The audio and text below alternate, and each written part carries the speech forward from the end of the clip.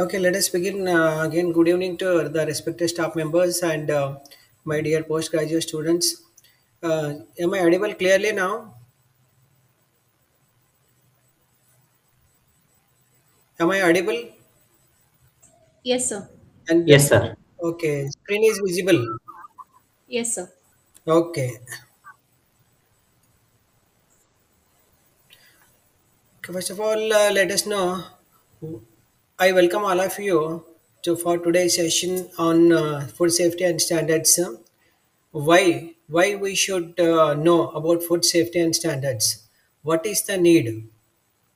All of us know that we are living in a very unhealthy and unsafe environment, and along with that we are eating unsafe and unhealthy food, right? Because that is causing many diseases.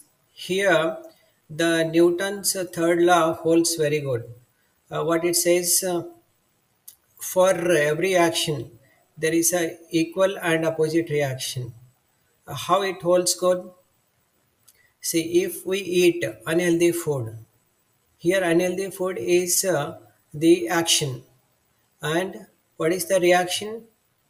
Development of many diseases, right? That's why to tackle all this, from time to time, there are many legislations have come into force, right? Let us look into one by one. A famous Greek scientist and physician Hippocrates said that let your food be your medicine and your medicine be your food, right? What it means? It means that medicine is food is like a medicine. Think that the food is a medicine. Okay. Then, what is food? What do we mean by food? Food is any liquid or solid which is ingested into the body. Then it is digested, assimilated, and it gives nutrients to our body and maintains the health. Every year we celebrate World Food Safety Day on June 7th. It's an international event. It is dedicated towards a better, healthier future with safe food and reduced foodborne diseases. The theme for the year 2022 was Safer Food for Better Health.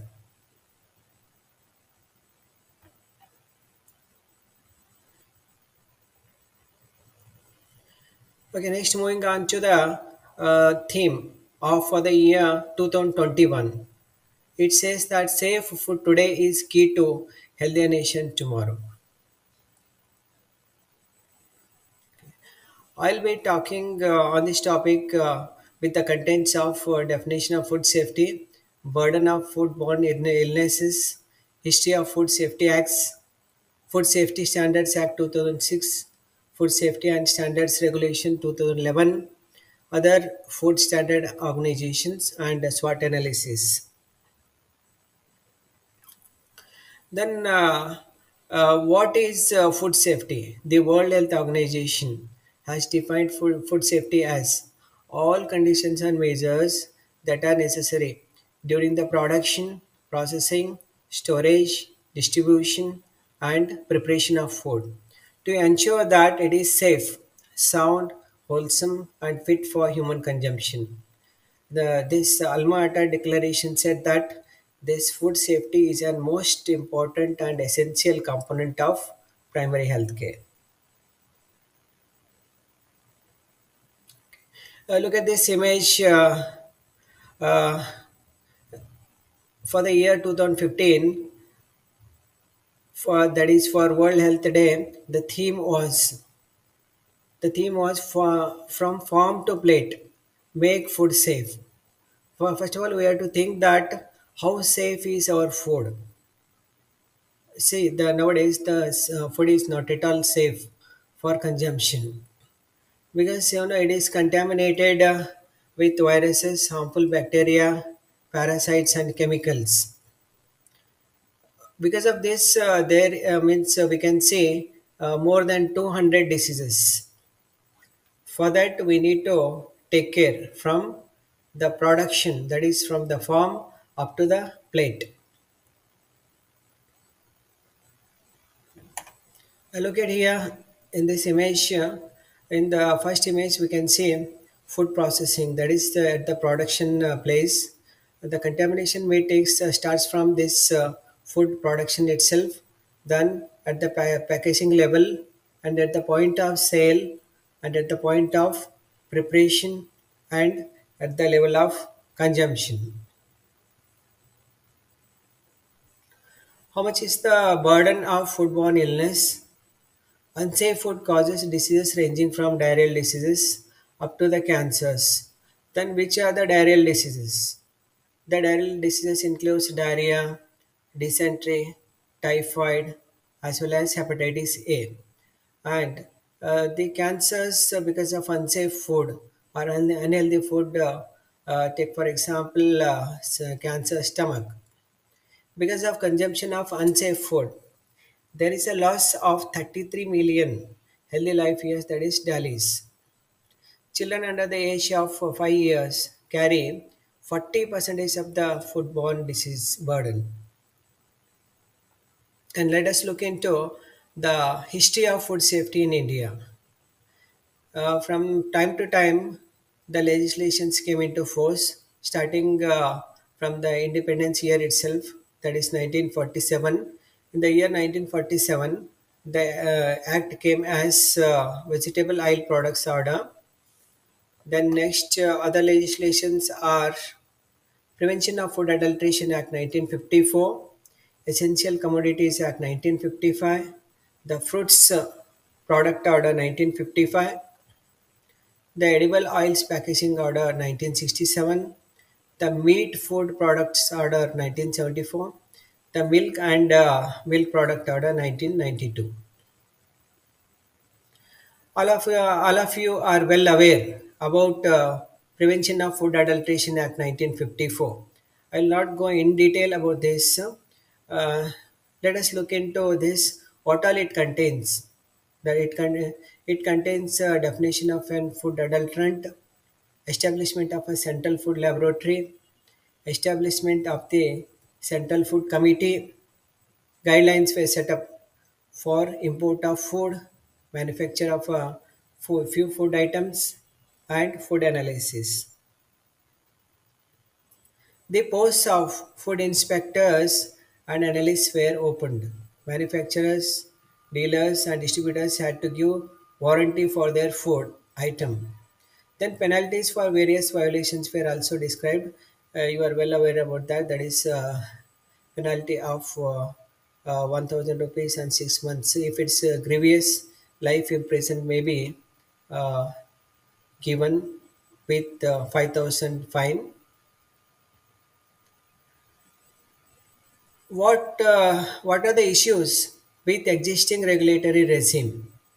See, there in this existing regulatory regime, there are many different laws and different ministries, and there are different perspectives and enforcement approach. There are overlapping of the laws, and quality safety standards are restricting innovation in food products. Standards are very rigid and non-responsive to scientific advancement and modernization. And there is lack of manpower also in this existing law, and the lab infrastructure is very poor, and other resources are also scarce.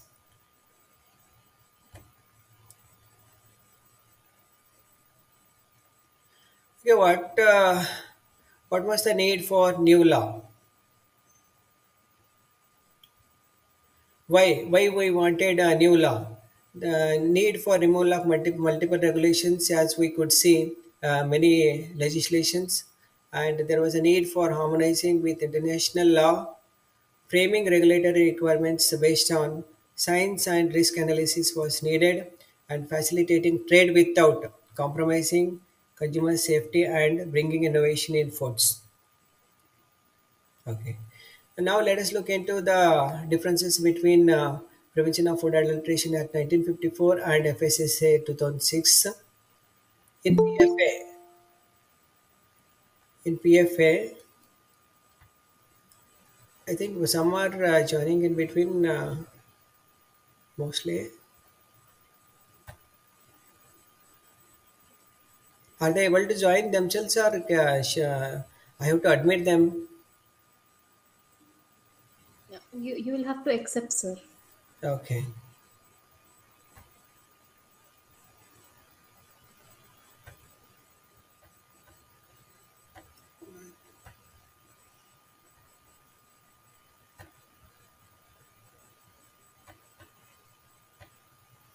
Where to find them?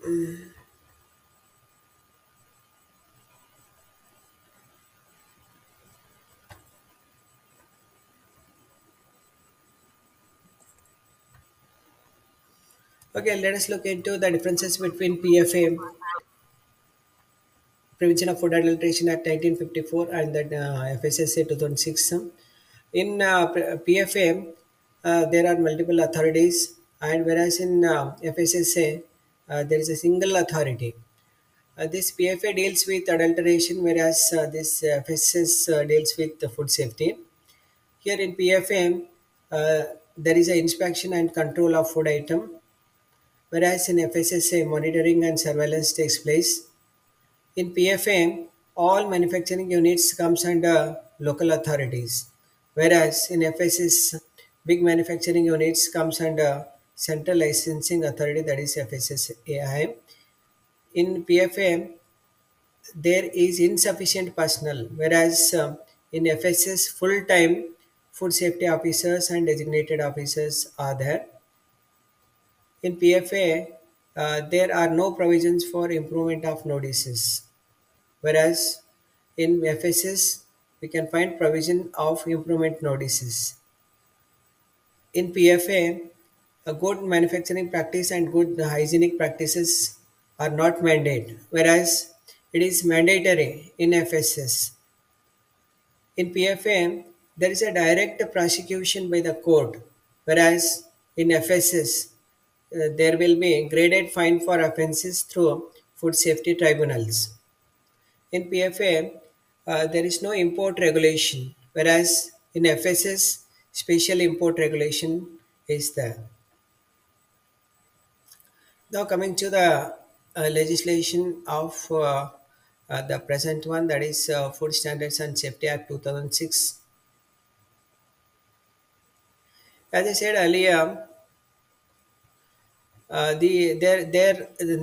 are many legislations related to the food safety. To name them: Prevention of Food Adulteration Act, Export Act, then Food Products Order, Milk and Milk Products Order, Meat Products Order, and Agricultural Produce Order.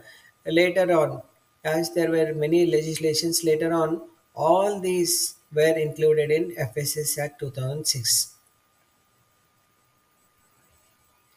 Okay, this Food Safety and Standards Authority of India, it was established in the year 2008 September under the Food Safety and Standards Act 2006. It is making continuous effort for effective implementation of the Act. What are the activities of FSSAI? This Act 2006 has been operational in India since 5th August 2011. The state laboratories continue to act as notified laboratories under FSS Act 2006, and in this FSS we can find the food analysts. Okay, what are the responsibilities of this FSSI? It frames standards for food products and for food safety. It monitors their implementation in the country. Several standards have been notified and more are required to be framed. It's also in the process of harmonizing the existing standards with the codex, that is the international one, and other international practices. What are the objectives of FSS Act 2006? The main important objectives are to consolidate the laws relating to the food, to establish the FSSAI for laying down science-based standards for articles of food, to regulate the manufacture, storage, distribution, sale and import of food products, to ensure availability of safe and wholesome food for human consumption. Okay, how is the organizational structure of this FSSAI? It consists of a CEO, that is a Chief Executive Officer, as well as scientific panels and scientific committee. And on other aspect, it also consists of Central Advisory Committee and State Food Safety Authority. Food Safety Authority appoints Commissioner of Food Safety, and these designated officer and food safety officer are appointed by Commissioner of Food Safety. Okay, how is the structure in Karnataka? It is headed by the health minister, followed by principal secretary, then commissioner, then followed by a joint commissioner. Joint commissioner are of two types, that is deputy commissioner administration and deputy commissioner squad. Then looking into the food lab. In the food lab, we can find chief food analyst, senior food analyst, and food analyst. Food analyst is of non-medical origin, and there are four divisions in this lab. They include Bengaluru. I think some are joining. I don't know how to admit them. Can anyone tell how to admit them? Where to go? Sir, open the Google Chrome, sir. Open the Google Chrome, sir. Okay. Okay, we all admit.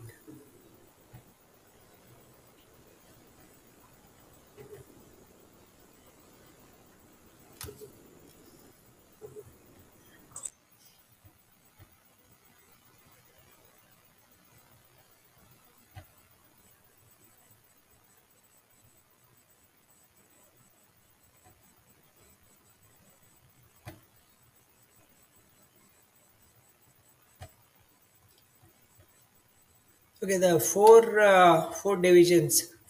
lab divisions are at one is at Bengaluru, next second one Mysore, then Belgavi and Kalburgi. Okay, let us look into one by one. That is, first one is a chief executive officer. He is a legal representative. He does day-to-day administration. He proposes and implements FSSAI's food program. He gives scientific and administrative support for scientific committee as well as scientific panel. He does budget planning as well as execution. The next one is scientific panels. Independent scientific experts are appointed based on food additives and flavorings, pesticides and antibiotic residues, biological hazards, contaminants in the food chain, labeling, method of sampling and analysis. Okay, now let us look into Commissioner of Food Safety. He is appointed by the state government. What are the functions performed by Commissioner of Food Safety? He has the power to prohibit sale of food. He surveys industrial units. He organizes training programs. He maintains high standards and accountability. He sanctions prosecution for offences punishable with imprisonment. Now coming to the designated officer, he is appointed by the Commissioner of Food Safety, one per district. What are the functions performed by designated officer? He issues or cancels license of food business operators. He prohibits sale of any article of food against the Act. He receives report and samples from food safety officer. He timely disposes the redundant samples, that is means unused or unwanted samples. He makes recommendations to the commissioner and launch prosecutions. He maintains records of inspections. He investigates complaints against food safety officer.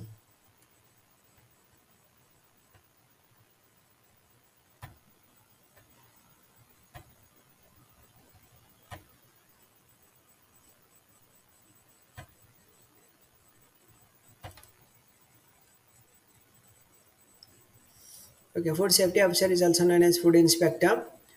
He is appointed by the Commissioner of Food Safety, that's by the state government. What are the powers and functions of this food safety officer? He enters and inspects any place where the food is manufactured or stored for sale. He takes the samples of any food for sale or have been sold for human consumption. He seizes any articles of food which appears to be in violations of the act. After giving notice to the food business operator, the food to be destroyed if it is unfit.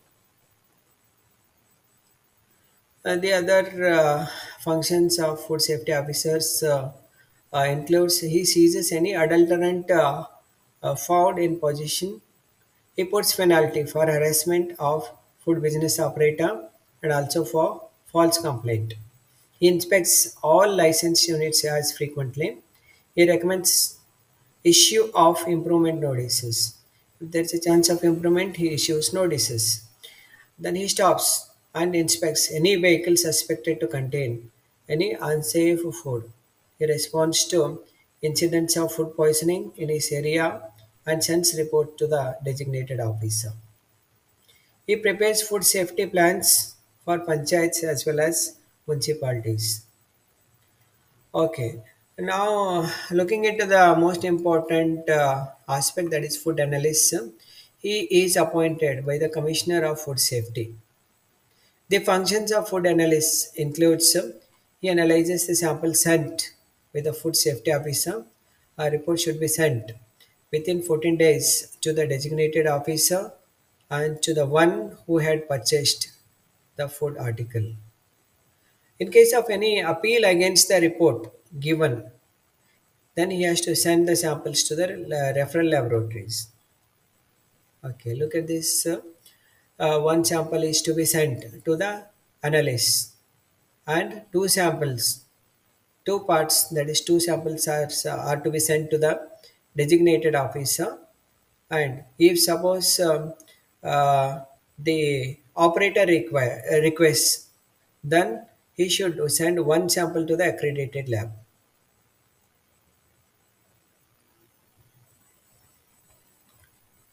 Justice dispensing system under the FSS Act 2006.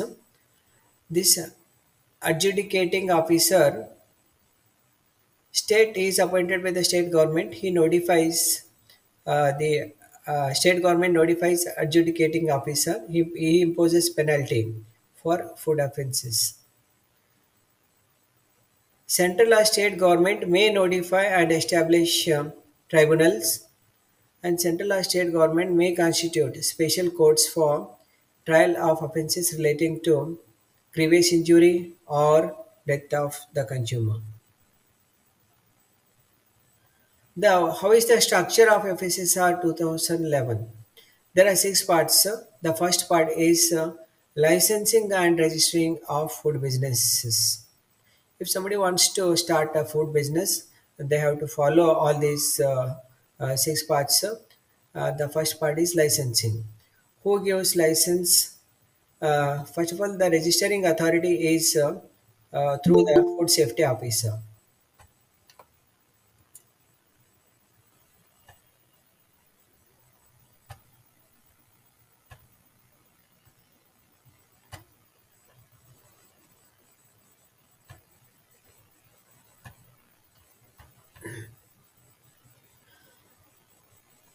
State licensing authority, they have to get it by the designated officers by the food safety commissioner, and the central licensing authority is by the designated officer appointed by the chief executive officer of the FSSAI. Okay. The second one is packaging and labeling. In the packaging, they have to mention the brand name and FSSR category or food description, and they have to mention the ingredients of the food in descending order. If it's of vegetarian, they have to put the vegetarian symbol, and if it's vegetarian symbol is you can see here. Uh, you can see the green square with green circle, and in the non-vegetarian symbol they have to put brown square and a brown circle, and they have to put net weight, how much is the weight, and they have to mention date of manufacturing or packaging. Then they have to write it best before by which month or year, and it's they have to put the manufacturing and marketed by whom. They have to mention lot number as well as manufacturing price. I'll show you in the next slide. They have to put the nutritional information, means name of the nutrient as well as how much is the quantity. And at the last, they have to put the consumer contact details. Look at here in this image, you can see here they have put FSSAI, uh, marketed by Haldirams. Then uh, look at here, you can see the nutritional information, name of the nutrient, and how much uh, kilocalories it gives per 100 gram, and how much is the recommended daily allowance. Okay. Then net quantity 100 gram, batch, they have to put the batch number, date of packaging, and the expiry date. Then MRP. MRP. Then now the recently they have added, you can see here 0.25 per gram, means how much it costs per gram also. They started putting this also nowadays. Here per gram of this costs 0.25 paise.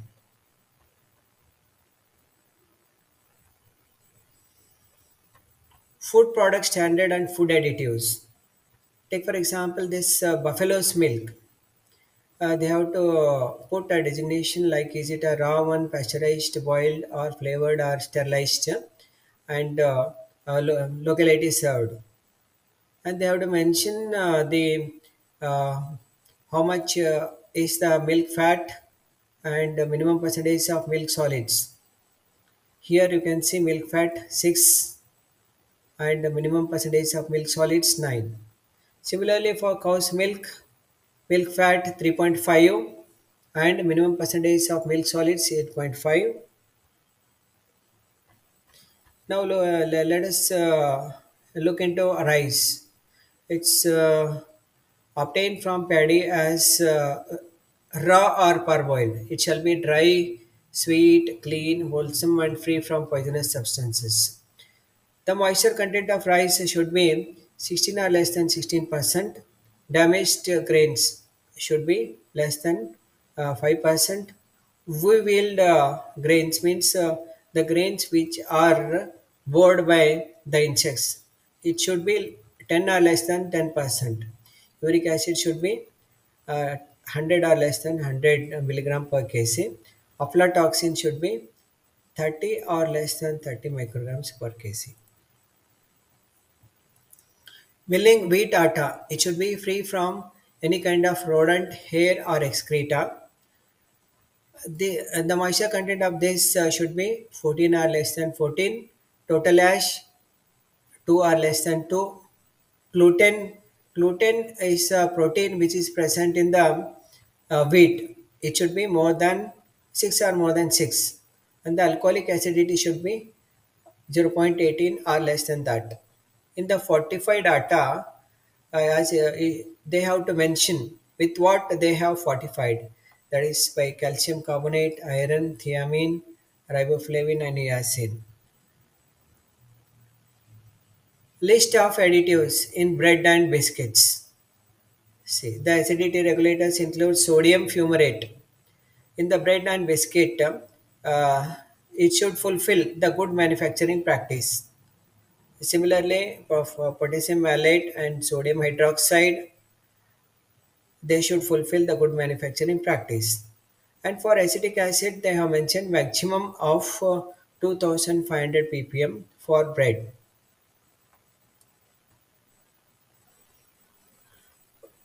Preservatives are more mold inhibitors. They have mentioned the maximum. How much maximum should it contain? Calcium or sodium propionate should be a maximum of 5000 ppm. And sorbic acid or its sodium, potassium and calcium salts maximum 1000 ppm. As acid calcium phosphate maximum 1000 ppm. Sodium diacetate maximum 4000 ppm. Prohibition and restriction of sales. Product not to contain any substance which may be injurious to health. Take for example, the any for the food substance. Any food substance must not contain any tobacco product or nicotine. Prohibition of use of carbide gas in ripening of the fruits. Nowadays, we are seeing all the fruits are ripened very early. They are not healthy enough to take because nowadays we want everything in a faster way. As we have seen, see, previously we used to get coconut in a tree for after 10 years. We used to get a quality one. Nowadays, we want the coconut within short time, that is within 2 years itself, we are getting. We have to compromise quality in that. Means nowadays there is to get it early, they are ripening with the carbide gas. Restriction on the sale of uniodized salt. Okay, what are the contaminants, toxins, and residues? It is lead. How much the lead should be in the article of food? In the beverages such as concentrated soft drinks, it should be zero point 0.5, and the lead in the fruit and vegetable juice should be 1.5. The baking powder 10, edible oils and fats 0 0.5, infant milk substitutes and infant foods 0 0.2, turmeric powder 10, ice cream 1, canned fish and canned meats 5. What about this arsenic? Arsenic in the for food items, how much it should be? Arsenic in the beverages such as for soft drinks intended for consumption, it should be zero point 0.5. In the milk, zero point 0.1. In the carbonated water, 0.25. Turmeric whole and powder, zero point 0.1. Pulp and pulp products of any fruit, zero point 0.2. In the ice cream, the arsenic content should be zero point 0.5. Iron fortified camel salt 1. Then DDT in carbonated water should be 0.001. All these standards they have to maintain. Now coming to the laboratory and sampling analysis regulation 2011. What are the prerequisites to collect a sample of food? One or more witnesses are required and their signatures should be there on all the documents. Serve notice form 5A to the business operator. Notice to the manufacturer. They have to pay the cost of the sample. Then collection of the sample should be done in a clean dry bottles or jars. Okay, this is the form A. Form A is for notice to be served to food business operator.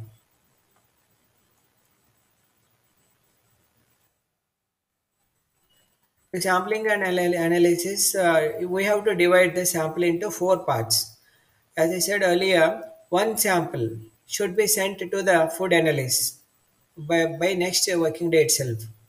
And one sample should be sent to the accredited laboratory if it is requested by the food business operator, and two samples should be sent to the safe custody of designated officer within 7 working days.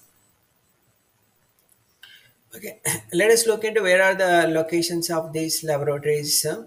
The main laboratories are in Central Food Laboratory, Kolkata, Central Food Technological Research Institute, CFTRI, Mysore. I had been here once when I was at Mysore. If you get an opportunity to visit this place, you can, because you can learn a lot here.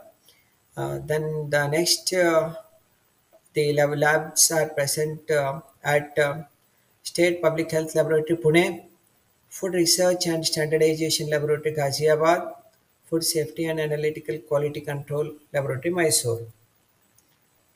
And how much of the sample to be sent to the food analyst? It is also specified. The food articles such as milk, how much quantity is to be sent? 500 ml. Carbonated water 500 ml. Ice cream 300 gram. Baking powder 100 gram. Cornflakes 200 gram. So asphyotida, that is called as hing, 100 grams. Fruit juice 1 liter. Iodized salt 200 grams. This much quantity we need to send to the food analyst. Okay. The report of food analyst will be in the form of 7A. What all this form contains? Condition of the seal, and here analysis of the report will be given. That is sample description, physical appearance, then level description. I told you about this 4 copies were all to be sent. Then he will mention quality characteristics, a name of the test used, name and method of the test used, and what are the prescribed standards as per the FSS Act. Okay, one can appeal against the food analyst report if suppose if he is not satisfied with the report. How? With the help of Form 8. Form appeal before the designated officer should be submitted.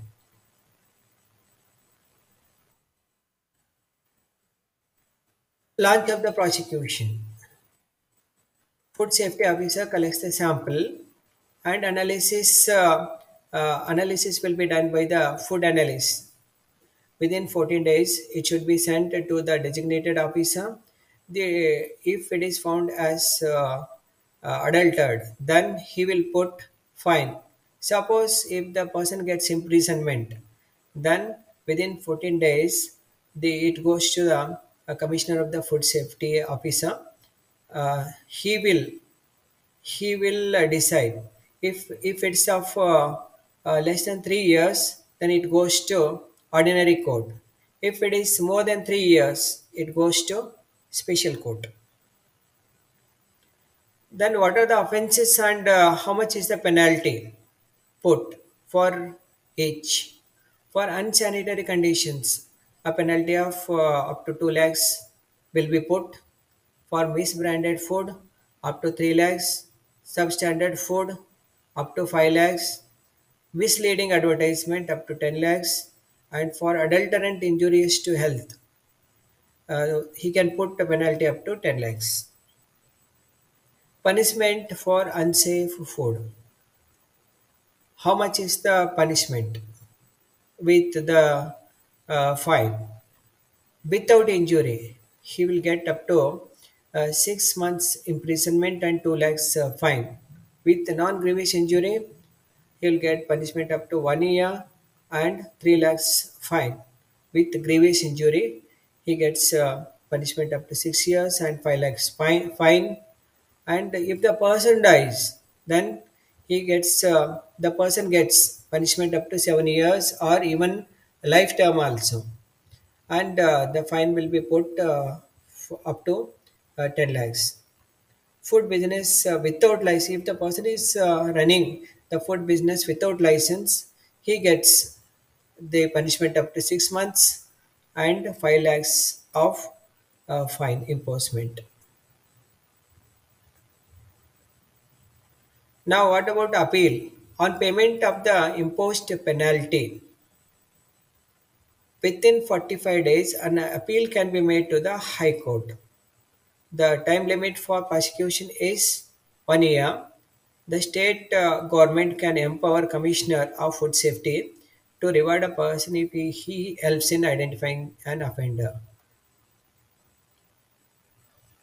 Yeah, what about the content of food item? The values of vitamins, minerals, and trace elements to be used in food for special dietary purpose.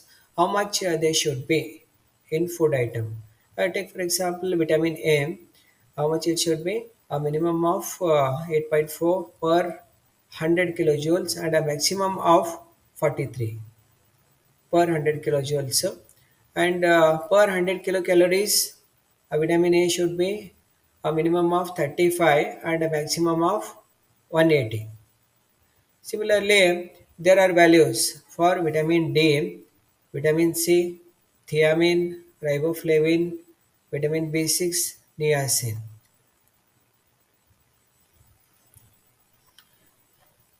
Similarly, there are values for minerals also. Uh, Minerals such as sodium, chloride, potassium, calcium, phosphorus, magnesium, iron, zinc, and copper. The recommended daily allowance for minerals are also there per 100 kilo joules and per 100 kilocalories. Okay, so suppose if the food is found to be adulterated with adulterant, then uh, we can recall that food. We can stop selling up that food.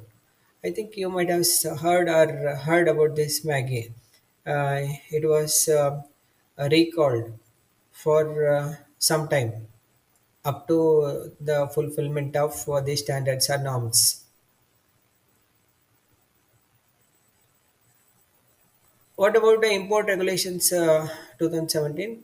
Import regulations includes licensing of food importers. If somebody is importing the food, then what are the norms for that? They have to get licensed. Then clearance of the imported food by the food authority, compliance with standards on packaging and labeling, storage and sampling of the imported food, laboratory analysis of the sample, prohibition and restrictions, disposal of the rejected consignments. Let us look into the public health importance of some of the food. Uh, Here, if it is adulterated or if the person he belongs to poor socioeconomic status, she can there are uh, uh, chances of mixing up this kesari dal with this bengal gram, which causes neuroleatherism.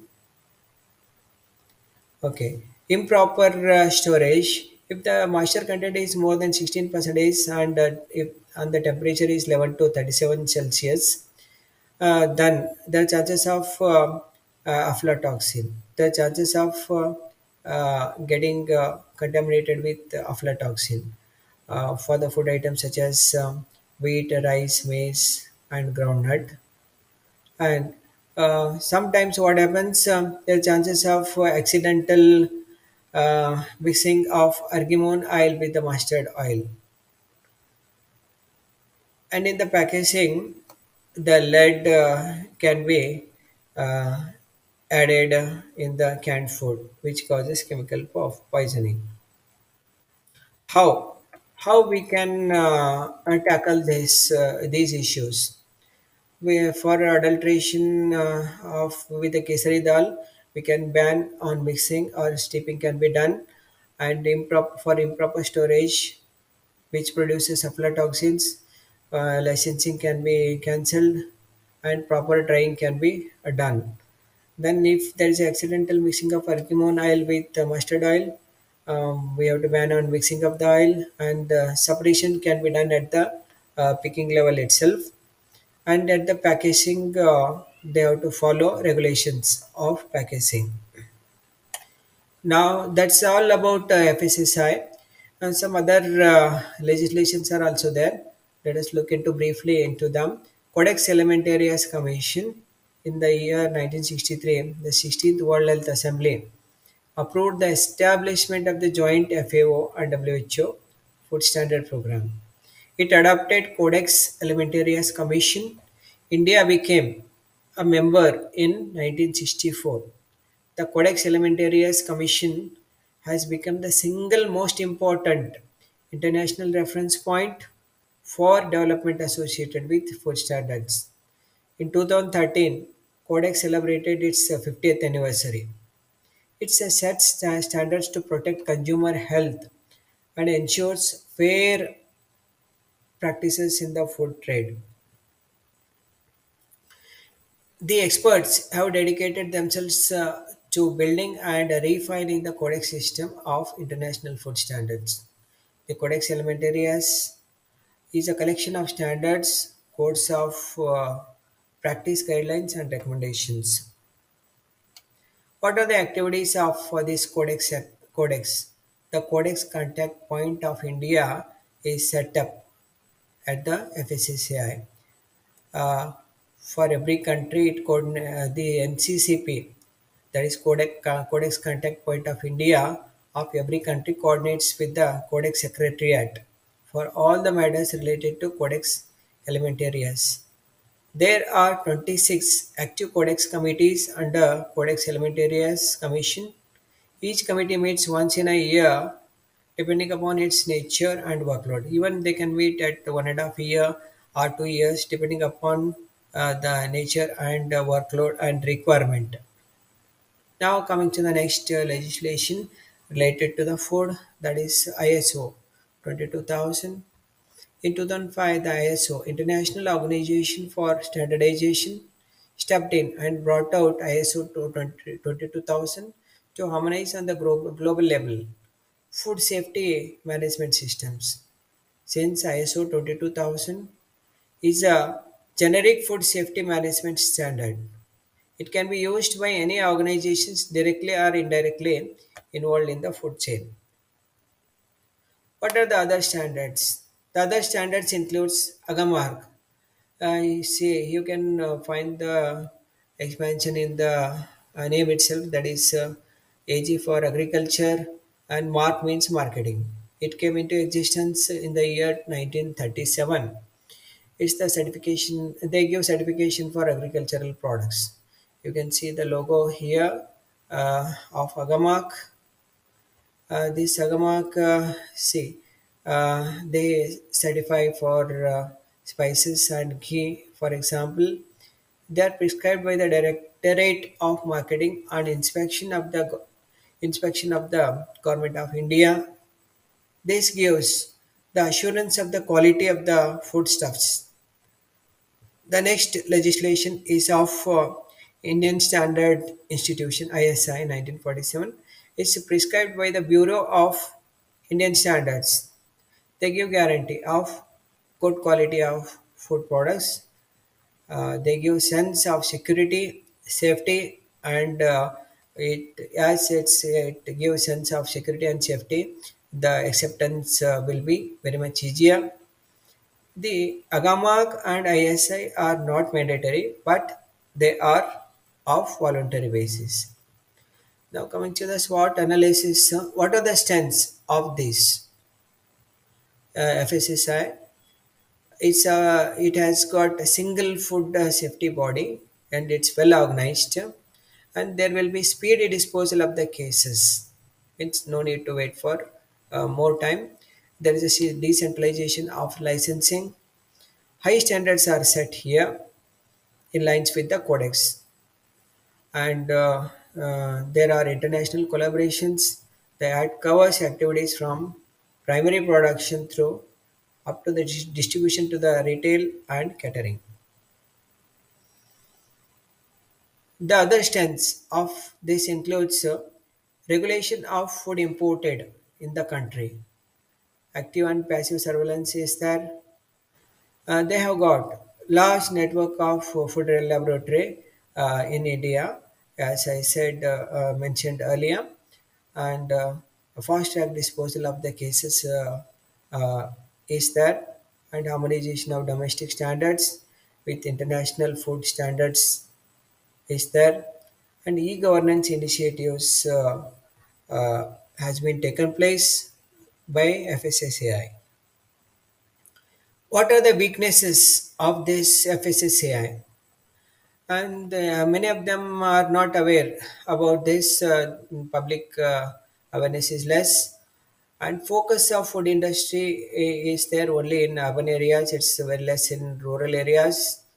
Food and the food handlers are not well trained in many aspects. And the traditional practices like street food, carrying and storage of food, etc., is not addressed. Other weaknesses includes new and emerging germs, toxins, and antibiotic resistance are not addressed, and lack of food safety awareness is there. Means they have to look into the diversity of culture and practices, and what are the opportunities. There is an opportunity to recreate the deficit in staffing pattern wherever it exists, and stringent checks can be done from time to time. Upgrade referral means they can upgrade referral laboratories wherever it's required. What are the threats of this? See, the food industry is of multi-billionaire dollar industry. Then, as it involves much money, there are chances of compromising with the quality for the benefit. And nowadays, we can see fast food culture. We need everything in a short period of time. And one more thread is no organized workup of data on past history of food threats. Okay. Lastly, food safety involves everybody in the food chain. Means it's not the duty of one. We have to, all of us, we have to join our hands for food safety. Then only it's possible to maintain our health in a good way. So we can build healthy India with safe food by we can follow this all this we can check, we can maintain cleanliness, we can separate the food items by appropriate cooking, by keeping the food items in the refrigerator or in a chilled way, and whatever food is spoiled we can throw away.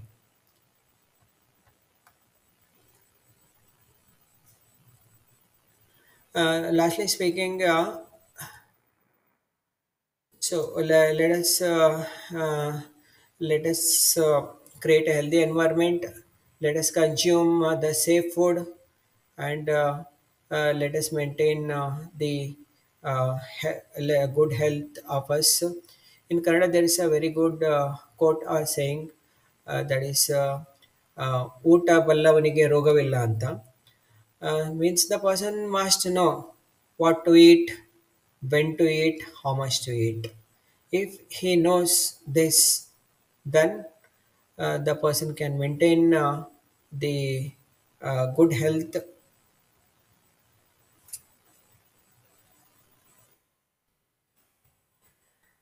With that, I complete the talk on this topic.